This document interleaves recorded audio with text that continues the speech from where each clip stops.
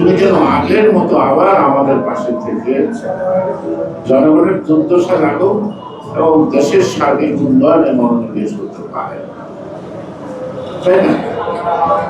দুঃখজনক হলো কালকে পত্রিকা ফেসবুক কোনো কিছুতে পাইলাম না শেখ মুজিবের ফেরার অবস্থা একটু দোয়া করে মানে অনেক করুণা হয়। এই জন্য এমন একটি দল রেখে গেছে যে দলের নেতা কর্মীরা তার নাম দিয়ে লুটপাট করতে যতটা সত্যি সক্রিয় থাকে, তার জন্য দোয়া করার মতো তাদের মধ্যে সাহস থাকে না। এই যে মৌলিক এবং নৈতিক করা দেওয়া মানুষের পারে, তাই ওরা কখনো জনগণের সামনে মাথা উঁচু করে দাঁড়ায়। কালকে আমি একটা কথা বলেছিলাম, সকল টিভি পত্রিকা দেখলাম হেডলাইন, নির্বাচনে আশঙ্কা সংশয় ষড়যন্ত্র আছে। মাতৃগর্ভে যখন একটি সন্তানের উপর আছে, সন্তানটির ভূমিষ্ঠ হওয়ার আগ পর্যন্ত মা কিন্তু সবসময় আশঙ্কা তার সন্তানটা ঠিক মতো যখন ঠিক তেমনি সবাই বোধহয় ষড়যন্ত্র আছে। কিছু বোঝা যায়, কিছু অনুমান করা যায়, কিছু দেখা যায়, কিছু দেখা যায় না।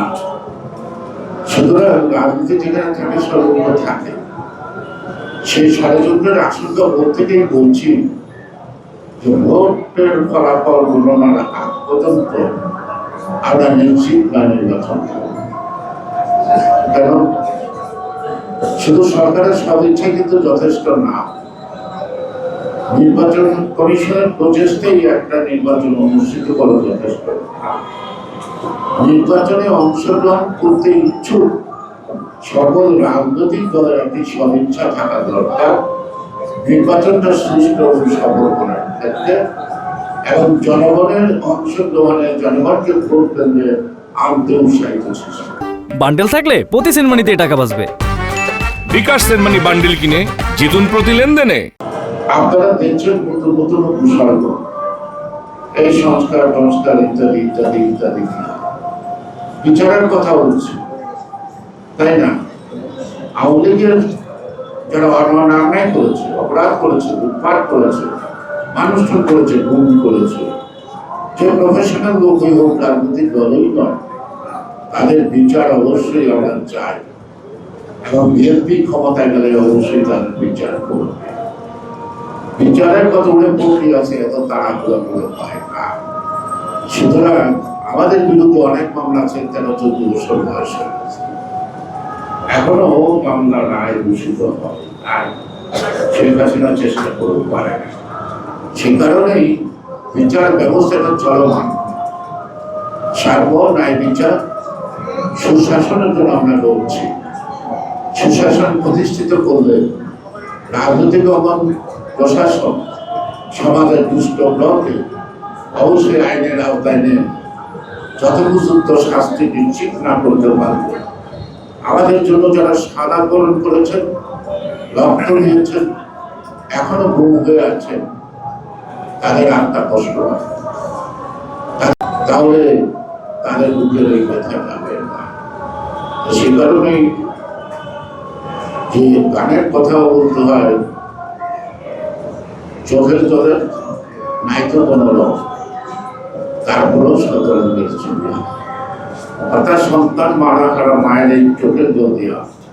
আমরা আগামী দিন রঙিন বাংলাদেশ, ন্যায় বিচারের বাংলাদেশ, সুশাসনের বাংলাদেশ, স্বাধীনতার বাংলাদেশ, অত্যাচার নির্যাতনহীন এবং বৈষম্যহীন একটি বাংলাদেশ আমরা যদি সেটা নির্মাণ করতে পারি, তাহলে হয়তো তাদের এই চোখের জল, তাদের এই সন্তান হারার ব্যথা তারা বুঝতে পারে, অথবা একটা সান্ত্বনা পেতে পারে।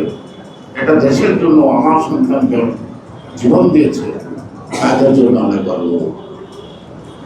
আমরা বাংলাদেশের প্রত্যেকটা ধর্মপ্রিয়, ধর্ম যার যার চাকরি, কিন্তু রাষ্ট্রটা, দেশটা সকল, এই সকলের বিবেচনায় যেমন হিন্দু, মুসলিম, বৌদ্ধ, খ্রিস্টান সবাই একাকার হয়েছিল, 71-এ একত্রিত হয়েছিল, আজও আমাদের ধর্ম বর্ণ নির্বিশেষে আমাদেরকে একত্রিত হতে হবে একটি সুন্দর গণতান্ত্রিক বাংলাদেশ গড়ার জন্য।